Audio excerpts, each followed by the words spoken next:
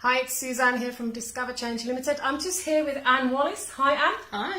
Anne has just started her business. How exciting. Very, very exciting. Great. And we've just had our strategy session today. How would you describe the strategy session? Basically very good. I did arrive thinking, what on earth does business strategy mean? Not really sure what I was going to be doing, but now I have lots of ideas. I understand a bit more about who I am. I understand a lot more about what I'm going to achieve, and I actually feel really, really excited about what the future is going to bring. Brilliant.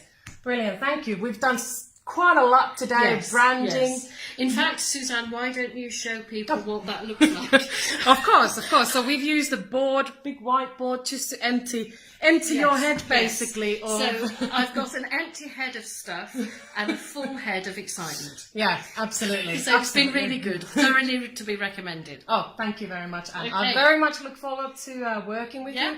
As we've been already working together for a few months. Yes, we have. Yes. And sky is the limit for you. You've got so much potential. And I actually believe that now. Great. Thanks very much, Anne. Looking forward to it.